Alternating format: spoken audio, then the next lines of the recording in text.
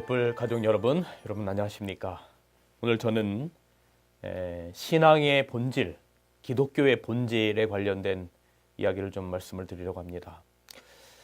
제 아이들이 학교를 다녀오면 저희 교회에 이렇게 이야기를 하는 경우들이 있습니다. 아빠, 어떤 선생님은 이러이러해서 좋고 어떤 선생님은 이러이러해서 싫어요. 그래요. 그래서 그 아이들의 이야기를 집중해서 들어보면 아이들이 어떤 선생님을 좋고 어떤 선생님을 싫어하느냐 하는 그 기준점이 무엇인가 봤더니 자기랑 마음이 통하는 선생님은 좋고 통하지 않는 선생님은 별로라고 생각하는 것입니다. 여러분, 우리가 누구랑 친구를 하거나 누구를 사귀거나 혹은 청춘 남녀들이 누구를 만나서 결혼해야 되겠다라고 결심할 때 제일 중요한 게 무엇일까? 저는 마음이 통하는 것이라고 생각합니다. 마음이 통하지 않는 것을 불통이라고 하지요. 이런 부부가 몸은 섞었는데 마음이 섞이지 않으면 정말 힘들어서 미칩니다. 힘들어요. 요즘 우리나라가 왜 이렇게 힘든 상황 가운데 있느냐?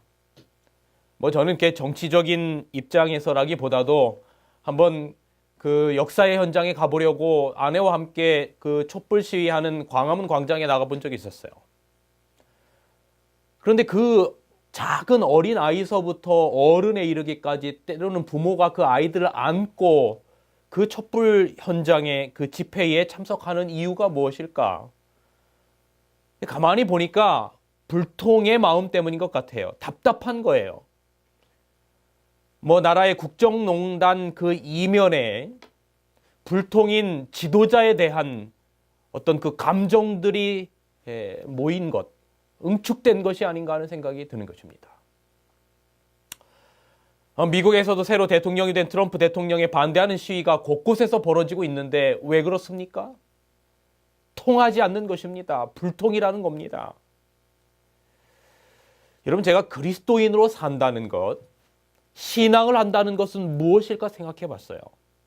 그것은 하나님과 마음이 통하는 것이라고 하는 생각을 해보는 것입니다. 여러분, 하나님이 다윗에게 뭐라고 말씀하셨냐면 다윗은 나랑 마음이 통해 이렇게 말씀하셨어요. 이게 사도행전 13장 22절이에요.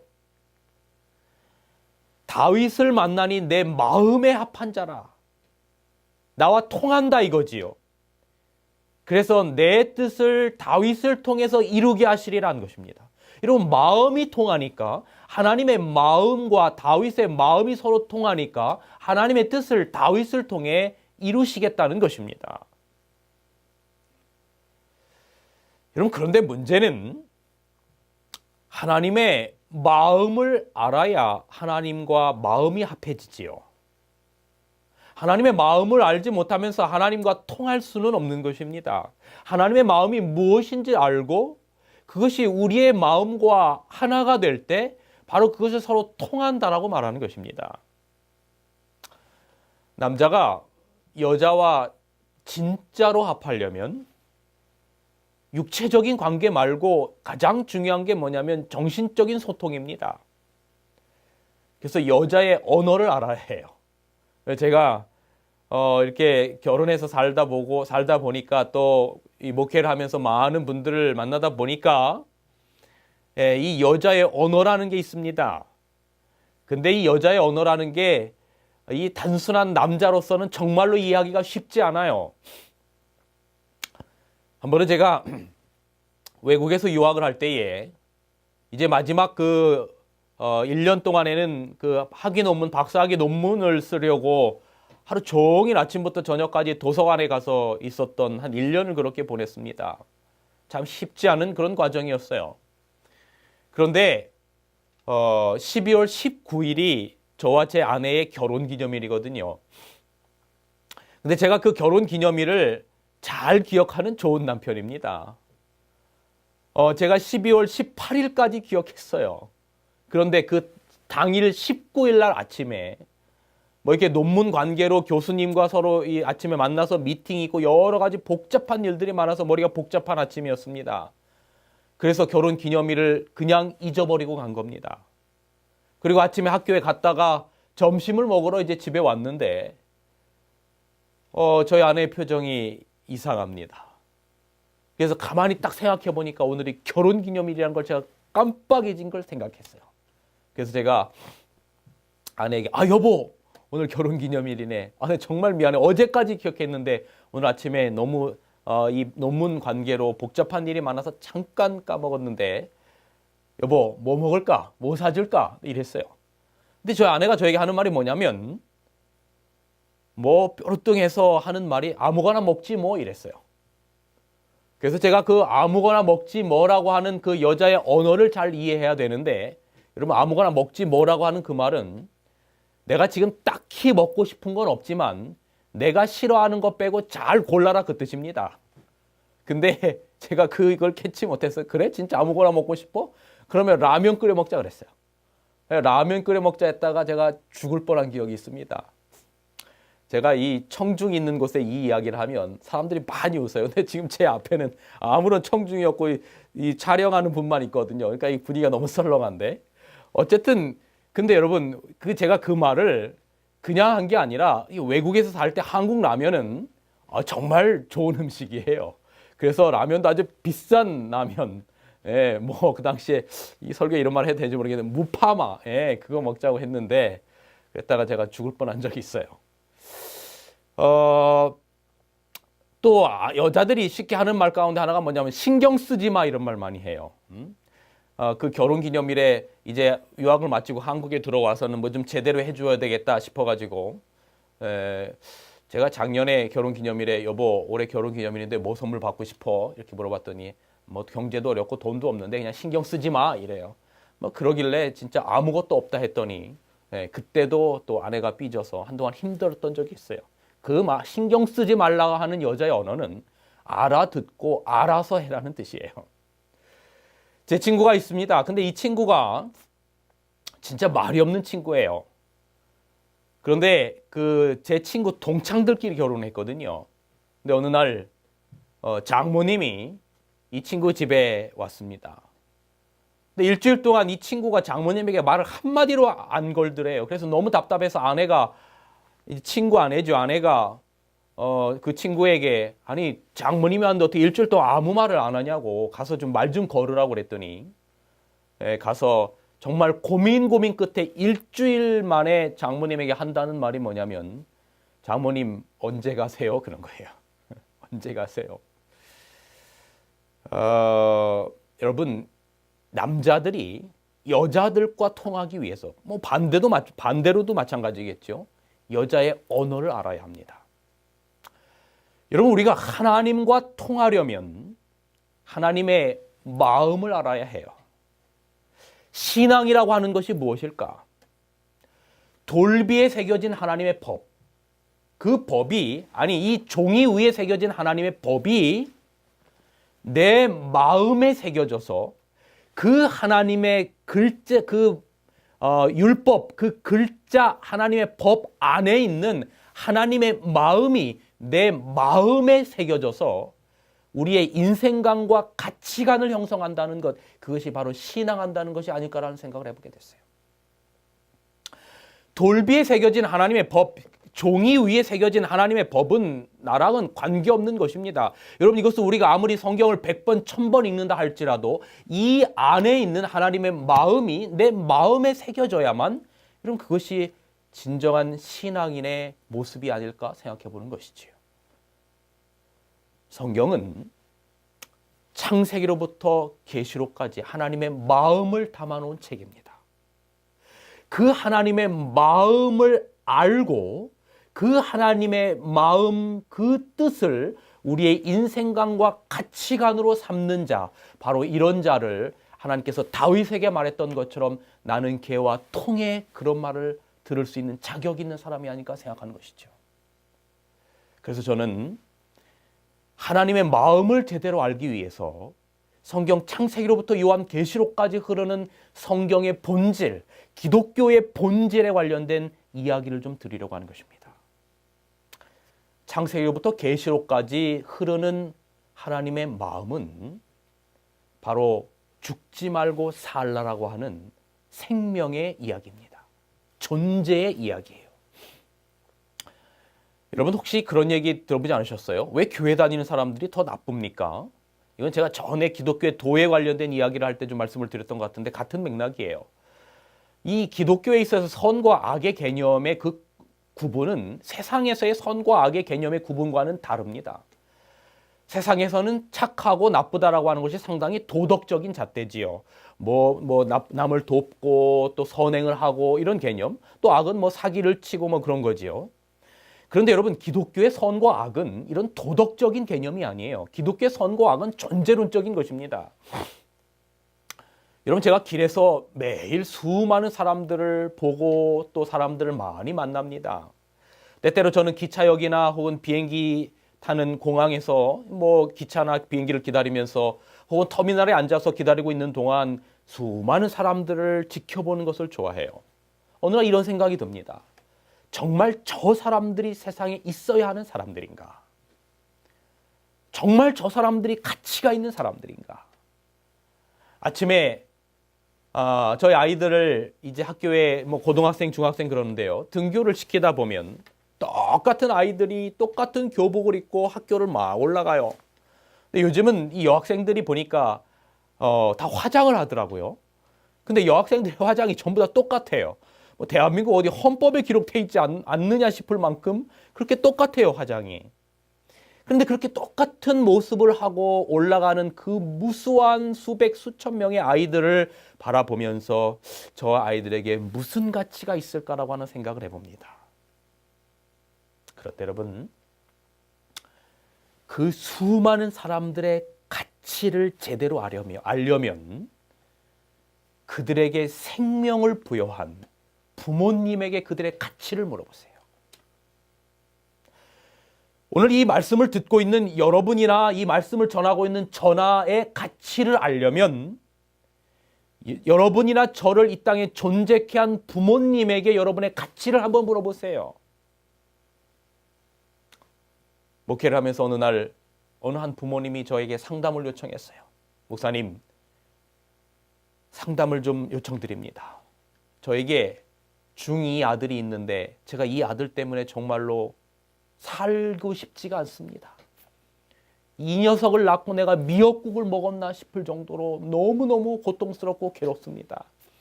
그러면서 그 아들이 김정은이도 못 내려온다는 중2니 얼마나 그렇겠어요. 그래서 그 아들의 만행을 저에게 소상히 말합니다. 그래서 제가 그 이야기를 다 그렇군요. 저도 그거 이해합니다. 그렇게 말한 다음에 제가 그분에게 이렇게 말을 했어요. 그런데 집사님, 그럼 제가 질문을 좀 바꿔드려 볼까요?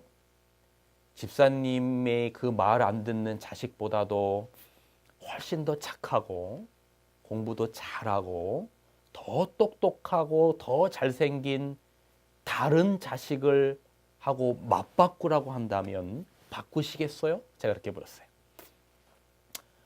그랬더니 거기에 대답을 못하세요. 바꾸시겠어요? 그랬더니 그거는 좀 곤란한데요. 그래요. 왜 그렇습니까? 여러분 예를 들어서 우리가 어떤 물건을 샀는데 자동차를 샀는데 그 자동차가 정말로 나의 마음을 아프게 할 만큼 속을 썩이면 새 차랑 바꿔준다면 더 좋은 차랑 바꿔준다면 얼마든지 바꿀 텐데 왜 이 자식만큼은 그렇게 말 안 듣고 힘들어서 저에게 상담하는 그 자식보다도 더 착하고 더 공부 잘하는 그 자식을 바꿔주겠다고 하는데 왜 바꾸지 않겠냐고 말할까요? 여러분, 존재론적인 가치라는 것이 바로 이것입니다. 우리가 신앙을 한다는 게 무엇인가? 그것은 이러한 존재론적인 가치를 안다는 뜻이에요. 하나님이 아담을 흙으로 빚으시고 아담의 코에 호흡을 불어넣으실 때 움직이는 사람 생명이 되었다 그랬어요. 그 생명은 다른 말로 말하면 생명입니다. 날생자 명령명자 살라는 명령이에요. 그러니까 하나님에게서 하나님의 입장에서의 선은 무엇인고 하면 무슨 착한 일을 하고 좋은 일을 하는 게 하나님 입장에서의 선의 개념이 아니라 살라라고 하는 명령을 받은 존재가 그 창조의 목적처럼 사는 것, 존재하는 것, 이것이 바로 기독교의 본질이며 이것이 선인 것입니다.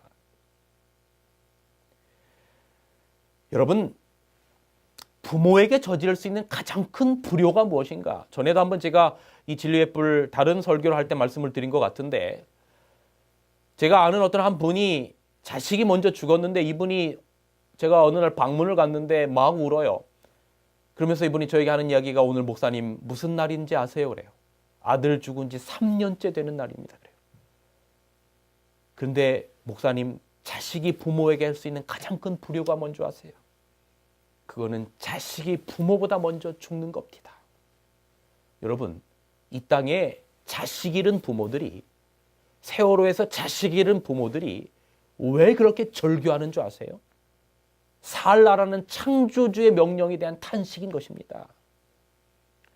여러분, 에덴 동산에서 하나님께서 영원히 살라라고 창조하신 아담과 하와를 잃어버렸을 때에 하나님의 고통을 기억하셔야 합니다. 자식을 잃은 부모의 고통, 아니 그보다 더 100만 배 형용할 수 없는 죄 없으신 하나님께서 자식을 잃게 되었을 때 가진 고통은 오늘날 우리가 자식을 잃은 고통과는 비교할 수 없을 만한 큰 고통이었어요. 그런데 여러분, 이것이 존재론적인 관계가 아니면 힘들 것이 없는 게 그냥 하나 잃으면 또 만들면 돼요. 여러분, 예를 들어서 어떤 물건을 우리가 잃어버리게 되거나 망가지게 되었을 때 가슴은 좀 아플 수 있어요. 그런데 시간이 지나면 잊혀집니다. 그리고 그런 것들을 새로 구입하면 돼요. 그런데 자식은 말이죠. 존재론적인 관계는 열에 하나를 잃어버려서 그 하나 없으면 뭐 괜찮지가 아니에요. 이건 존재론적인 관계에서만 있는 거예요. 하나님의 눈은 물질적인 가치를 따질지 몰라요. 하나님의 눈은 오로지 존재론적인 가치만을 가지고 계신 분이에요. 며칠 전에 저에게 어떤 분이 카톡을 보내왔는데 이런 카톡을 보내왔더라고요. 우리 몸의 가치가 51억 원이래요. 뇌사자 각막 하나 구입하려는데 1억 원이 들고 눈 2개 갈아 끼우려면 2억이 든다고 해요. 뭐 이게 진실인지 아닌지 하여튼 카톡에 온 내용을 그대로 소개시켜 드리는 겁니다. 신장을 바꾸는 데는 3천만 원이 들고 간 이식하는 데는 7천만 원이 든대요. 그래서 두 눈으로 두 다리로 건강하게 걸어 다니는 사람들은 51억이 넘는 재산의 가치를 지니고 있다고 해요. 만약에 갑작스러운 사고로 앰뷸런스에 실려갈 때 산소호흡기를 쓰면 1시간에 36만 원을 내야 한답니다. 그래서 눈, 코, 입을 갖고 두 다리로 걸어 다니면서 공기를 공짜로 마시고 있다면 하루에 860만 원을 버는 거예요. 질문 하나 할게요. 우리의 물질적인 가치가 51억이라는데 만일 어떤 누군가가 여러분에게 52억을 주면 51억의 가치를 지닌 여러분의 목숨이나 혹은 자식의 목숨과 바꾸시겠습니까? 아니, 그것도 적으면 100억을 주면 자식의 목숨과 바꾸시겠습니까? 세월호 부모에게 물어보세요. 52억하고 자녀의 목숨하고 바꾸겠냐고. 여러분, 이게 누가복음 15장의 이야기거든요. 우리가 잘 아는 것처럼 어린 양의 비유가 있고 이른 은전의 비유가 있고 탕자의 비유가 있어요. 어린 양은 100마리 중에 한 마리를 잃어버리는 거고 이른 은전의 비유는 10은전 중에 하나를 잃어버리는 거고 탕자의 비유는 두 아들 중에 하나니까 100분의 1, 10분의 1, 2분의 1을 잃어버린 거지요. 그런데 이게 100분의 1이 10개 중에 하나, 둘 중에 하나를 잃어버린 게 아니라 그 하나가 전부인 겁니다. 여러분 한번 생각해 보세요. 100개 중에 하나를 잃어버렸는데 그 하나의 양을 찾기 위해서 다니다가 그 양 하나를 찾으니까 와서 동네 잔치를 벌여요. 그 하나 때문에 동네 잔치를 벌여요. 여러분, 하나의 값이 비싸겠어요? 양 한 마리의 값이 비싸겠어요? 잔치 벌이는 값이 비싸겠어요? 잔치 벌이는 값이 비싸지요. 그런 이것은 물질적인 가치가 아니지요. 100분의 하나, 10분의 하나, 2분의 1이 아니라 그 하나가 전부인 거예요. 그래서 하나님은 그 하나를 구하러 온 것이 아니라 우주 전체를 구하러 온 것이지요. 왜냐하면 그 하나가 우주 전체이기 때문입니다.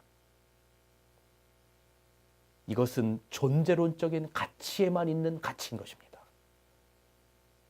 존재론적인 가치는 숫자가 많고 적음의 의미를 두지 않아요. 그래서 10손가락 깨물어서 안 아픈 손가락이 없다고 하는 거예요. 여러분, 그 하나가 10분의 1이 아니고 전부고, 여러분, 예를 들어서 여러분에게 10형제가 있는데 하나가 죽었어요. 어떤 사람이 와서 9 있으니까 괜찮지, 신경 꺼, 이러면 그래, 맞다. 나에게 9이 있으니까 이 하나쯤 죽어봤자 아무것도 아니다. 이러는 부모는 없는 것이지요. 그런데 문제는 존재론적인 가치가 있는 것을 잃어버리게 되면 물질적인 가치와는 비교할 수 없을 만한 고통이 오는 것입니다. 예를 들어서 아끼는 자식을 잃거나, 요즘은 반려견을 반려동물이라고 그러죠. 반려동물을 자식처럼 여기는 경우가 있더라고요. 뭐 방송을 제가 보니까 늙어서 죽게 된 일본 이야기더라고요. 뭐 우리나라도 요즘은 뭐 거의 비슷하리라 생각합니다. 늙어서 죽게 된 개가 암이 걸리니까 그 암을 고치려고 수천만 원을 써요. 그냥 죽게 두고 젊고 예쁜 개를 사오면 되는데 그 개가 가족인 거죠. 이미 이 주인의 눈에는 그 개는 존재론적인 가치로 보게 되는 것이죠. 하물며 자식이 죽게 되었을 때 존재론적인 눈을 가진 사람이 그 자식이 가장 아끼는 것이 죽었을 때 고통이 어떠하겠습니까? 바울은 이것을 곤고하다 표현했어요. 로마서 7장 24절에 오호라 나는 곤고한 사람이로다. 이 사망의 몸에서 누가 나를 건져내랴. 백목항 앞바다에서 죽어가는 자식을 바라보면서도 나를 살려달라고 카톡이 오는데도 그 배가 물속에 수장되어 가는데도 내 자식이 함께 수장되어 가는데도 구할 수 없어서, 그래서 대통령이든 소방대원이든 누구든지 그들의 바지끄댕이를 참고 내 자식을 살려주세요. 내 자식을 살려주세요. 밥도 먹을 수 없고 잠도 잘 수 없고 지금까지 많은 시간이 지났지만 그 고통 가운데 있는 그 부모들, 이 표현이 오호라 나는 곤고한 사람이로다. 이 사망의 몸에서 누가 나를 건져내랴.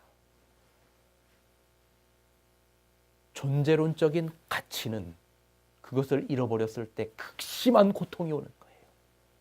하나님이 아담과 하와를 잃어버리게 되었을 때 죽음을 선고받은 자식에게 뭐라 말할까? 여러분, 하나님의 고통으로 이 문제를 바라보세요. 하나님이 그 아담과 하와에게 죄로 말미암아 두려워 떨고 하나님이 무서워서 숨어있는 그 아담과 하와에게 뭐라 말할까? 그냥 가죽옷을 입히는 겁니다. 그 추위에 떨고 있는 그 아담과 하와의 벌거벗은 몸 위에 말없이 하나님께서 가죽옷을 입히는 거예요. 그 가죽옷은 나를 잡아라, 내가 죽겠다는 거예요. 예수 그리스도를 상징하는 어린 양이 죽은 거지요. 내가 이렇게 죽겠다라고 하는 그 이야기예요. 그 가죽옷을 입히면서 아담의 눈빛을 보았어요. 예수님이, 하나님이 그 죄로 말미암아 부들부들 두려워 떨고 있는 아담의 눈빛을 보았어요. 그리고 그 아담은 그 예수님의 인자한 눈빛을 보는 거지요. 걱정 마. 내가 너를 구원할 길을 반드시 마련할 거야. 너에게 입혀지는 이 가죽옷은 나의 몸과 피를 상징하는, 마침내 너를 다시 덮어서 구원할 놀라운 의의를 상징하는 거야. 그 사랑의 눈빛을 가지고 아담을 보게 되는 거지요. 아담은 그 예수님의 자애롭고 인자한 눈빛을 보는 거지요. 여러분, 베드로가 예수님을 부인하고 나는 예수를 알지 못한다, 저주하고 맹세하여 부인하고 나는 예수를 알지 못한다, 3번씩이나 예수를 부인했을 때 그 베드로의 부인의 음성이 그 새벽에 차가운 공기를 뚫고 예수님의 귀에 울리게 되었어요. 예수님이 그 목소리를 듣고 가슴이 얼마나 아프셨을까요? 그리고 고난당하는 그 예수님의 눈빛이 베드로의 눈에 마주치게 됩니다. 그 존재론적인 눈빛이 베드로와 마주치게 되는 거지요. 여러분, 그때 베드로가 본 그 눈빛은 아담이 죄로 말미암아 두려워 떨고 있을 때 가죽옷을 입히시던 그 눈빛이었던 거죠.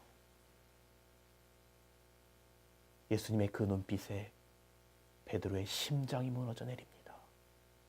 그리고 울면서 뛰쳐나가서 불과 몇 시간 전에 이 백성들, 베드로의 죄, 이 백성들의 죄의 무게를 위하여 땀이 피가 되도록 기도하시던 그 장소에 가서 예수님의 보혈의 십자가를 주장하고 용서를 구한 것이지요. 여러분,